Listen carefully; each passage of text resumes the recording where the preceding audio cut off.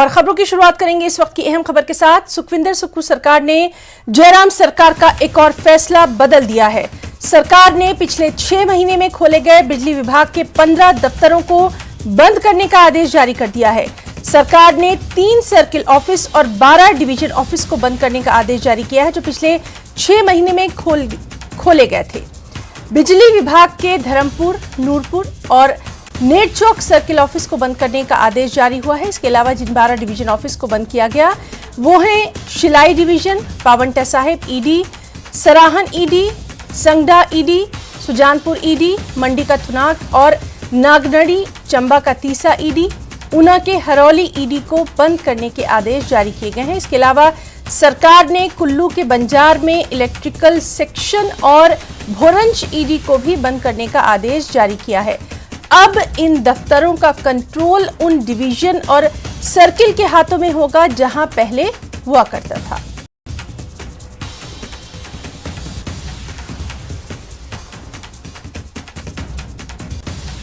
तो सुक्खू सरकार ने जयराम सरकार का एक और फैसला बदल दिया है और चलिए सीधे मजीद डिटेल्स हासिल करेंगे। हमारे साथ मौजूद हैं हमारे साथी राजेंद्र शर्मा। राजेंद्र, एक और फैसला बदला गया है, आपसे डिटेल्स चाहेंगे। देखें तो पिछले कुछ दिनों से जब से सुखविंदर सिंह सुक्खू सरकार बनी है, कांग्रेस सरकार बनी है, जो पिछले सरकार के फैसले हैं संस्थानों को अपग्रेड करने के, उनको रिव्यू किया जा रहा है और उनको डी नोटिफाई किया जा रहा है।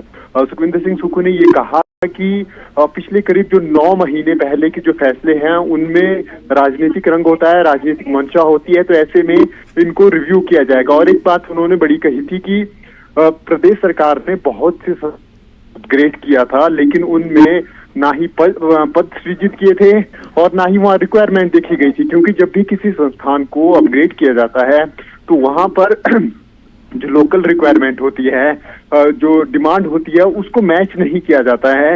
पॉलिटिकल दृष्टि से रहते हैं। पिछले अगर हम कहें 1 साल के या 9 महीने के जो फैसले होते हैं उनमें कहीं ना कहीं राजनीतिक मंशा भी होते हैं, क्योंकि चुनाव नजदीक होते हैं। ऐसे में इस सरकार ने पहले तो बजट के ऊपर देखा कि ऐसे संस्थान जिनको अपग्रेड कर दिया गया है, बढ़ा दिया गया है या नए संस्थान खोल दिए गए हैं, लेकिन बजट का प्रावधान जहां पर नहीं है, उनको डी नोटिफाई करने की बात कही गई थी और वही हमें दिख रहा है। और ऐसे संस्थान जहां पे जरूरत नहीं है लेकिन राजनीतिक दृष्टि से खोल दिए गए हैं, क्योंकि 6 कमेटियां जो विधायक जीत कर आए हैं कांग्रेस के, उनकी 6 कमेटियां सुखविंदर सिंह सुक्खू ने पहली ही जो विधायक दल की बैठक थी उसमें बनाई थी और उनको रिव्यू करने का काम दिया था। और जैसे जैसे उन कमेटियों के निर्णय आ रहे हैं वैसे वैसे इन संस्थानों को डी नोटिफाई किया जा रहा है। इसके अलावा हम कहें तो भर्ती प्रक्रिया हिमाचल प्रदेश में पिछली सरकार के द्वारा शुरू की गई थी, अलग अलग संस्थानों में रिक्त पदों की को लेकर भर्ती प्रोसेस शुरू कर दी गई थी, उनके ऊपर भी काफी हद तक रोक लगा दी गई है। ऐसी पोस्टें जो पब्लिक सर्विस कमीशन को या सबऑर्डिनेट बोर्ड को नहीं भेजी गई हैं, प्रोसेस में है, उनको रोक दिया गया है। उनको रिव्यू किया जाएगा और रिव्यू करने के बाद जो है तो दोबारा से उनको फिर नोटिफाई किया जाएगा।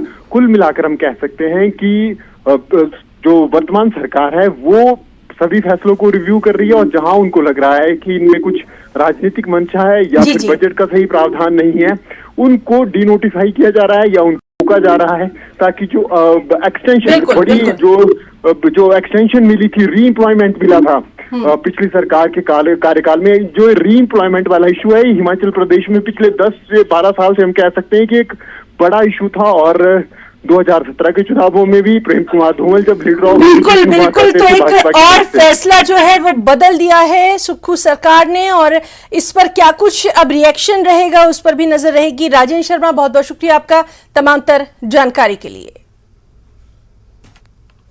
पत्नी से विवाद